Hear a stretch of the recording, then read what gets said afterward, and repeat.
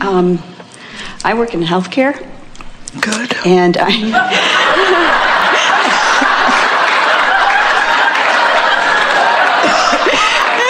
Do you have anything in your pocket?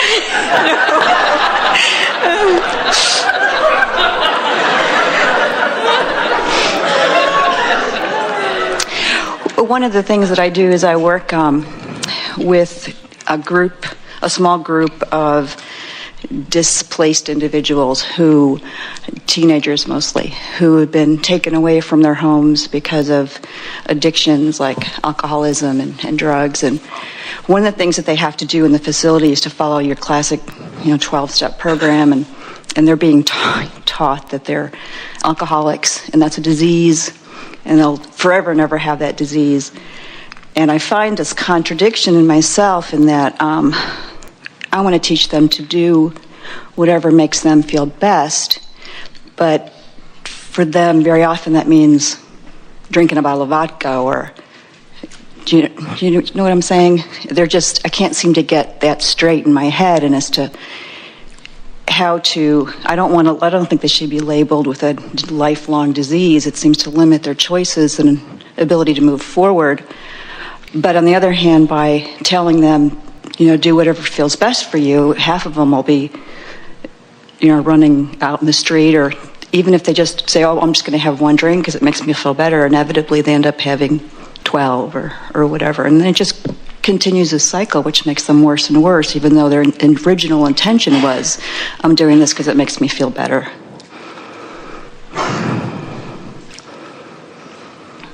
Do you know the steps? Mm-hmm. Speak them. Well, the first one is that they have to admit that they're powerless over alcohol and that their lives have become unmanageable. Can't be helpful. No.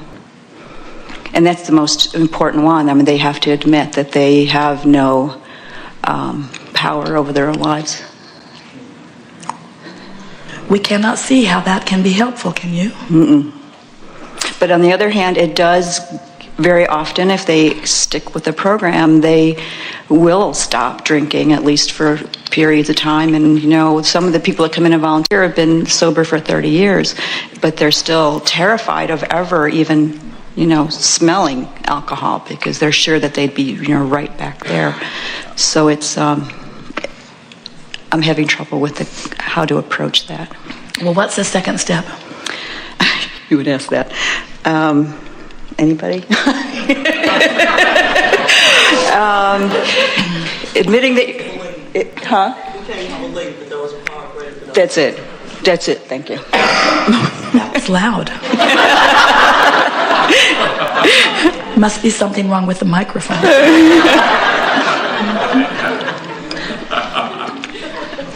didn't get to hear that one. I came to believe that there is a power greater than myself.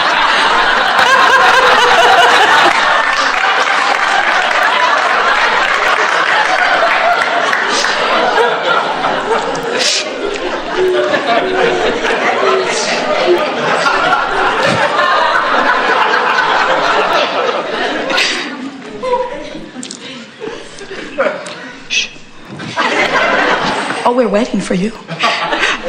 I came to believe that they are. I'm not going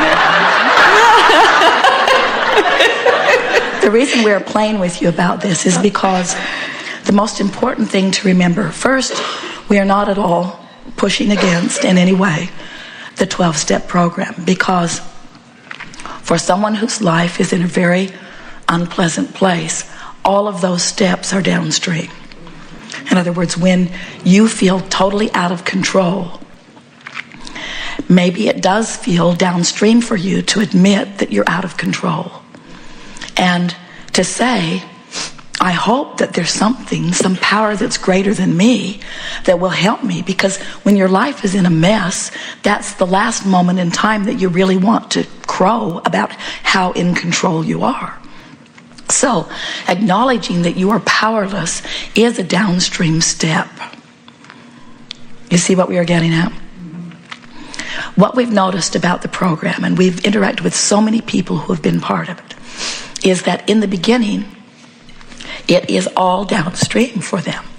But after a little while, when they begin gaining their balance, to say those same things are upstream for them. So it never really gives them the autonomy and self-control that they are all reaching for.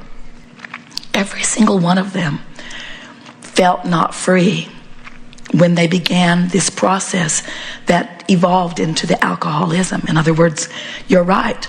They turned to the alcohol or whatever it was because it seemed like a path of least resistance. It felt better to them than where they were.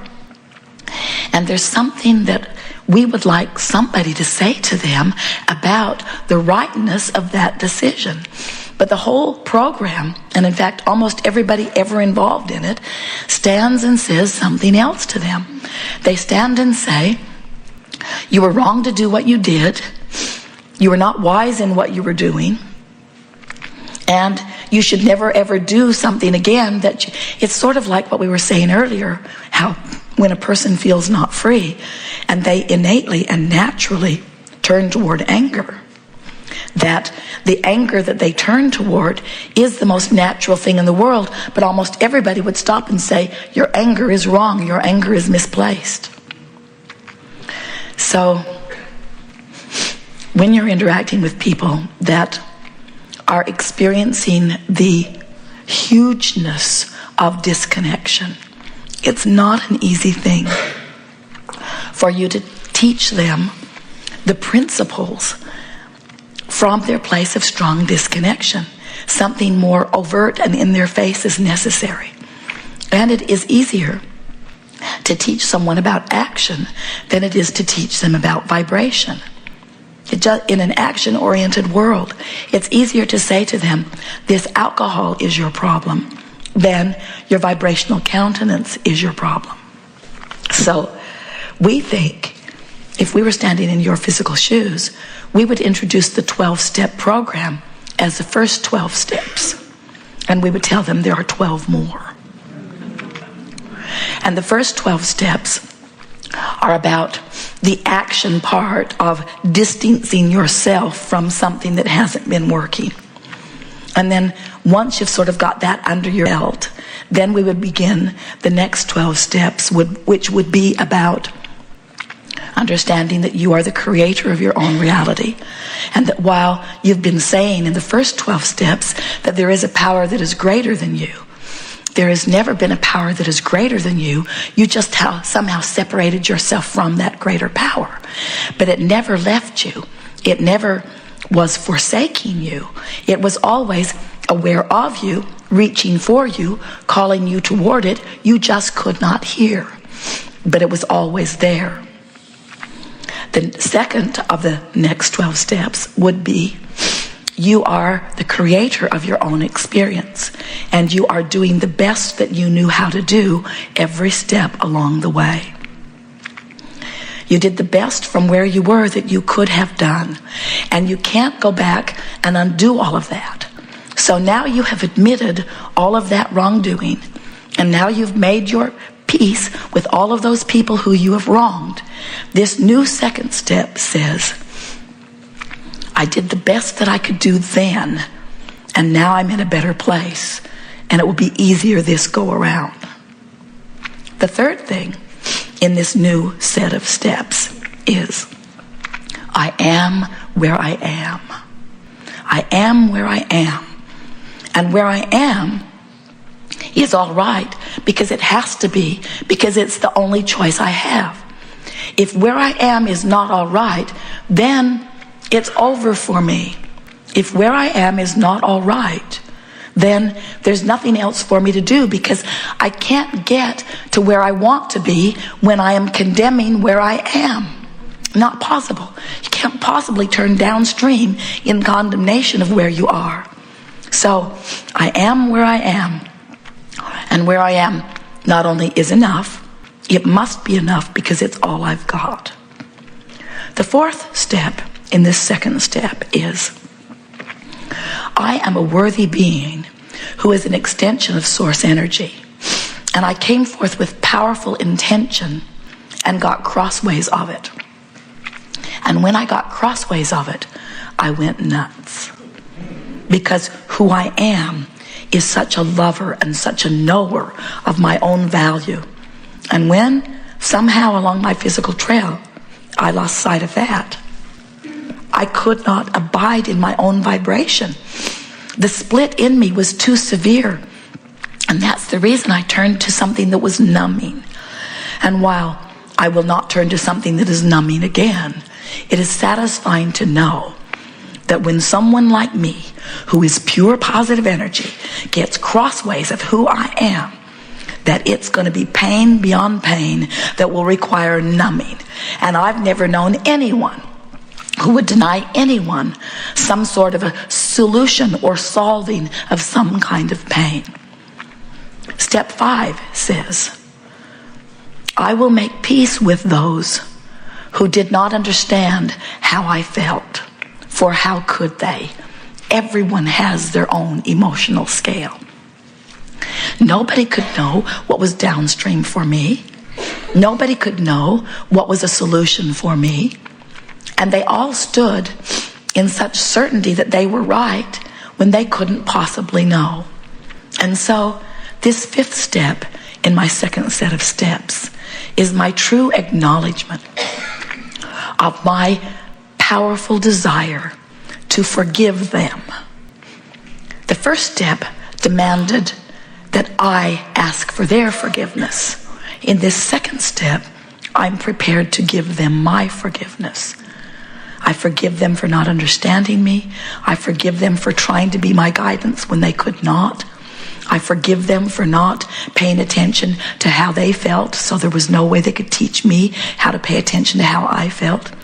I forgive them for not upholding the knowledge of the personal guidance system. I forgive them for everything that they did not understand about me. And it feels good in letting all of that go. The 6th step is, I forgive all of them from this new point of view.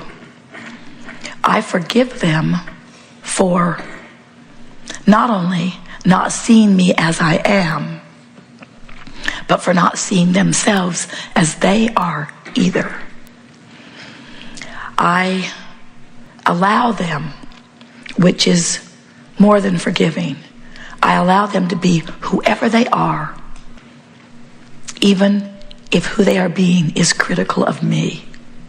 For I accept that they cannot see me accurately from their point of view.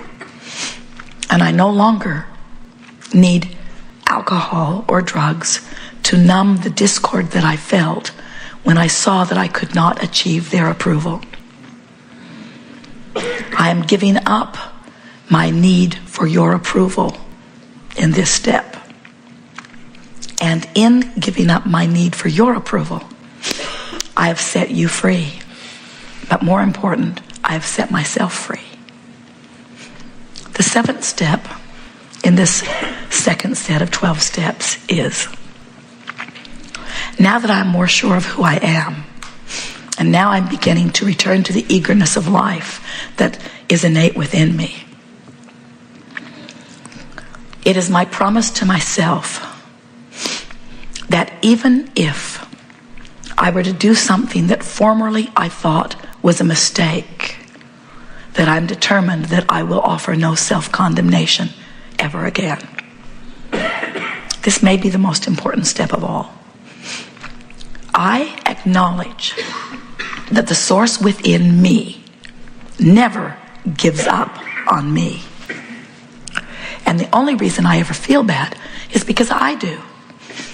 So in this step, I am pronouncing to the world, I am absolving myself of all guilt relative to action. And if I should, and it could happen, ever take a drink again, it is my promise to myself, I'm not going back through those first 12 steps. Because I am where I am. And because Source continues to adore me. And because there's always downstream from wherever I am. And I don't have to start over every time again. I know too much. I've come too far.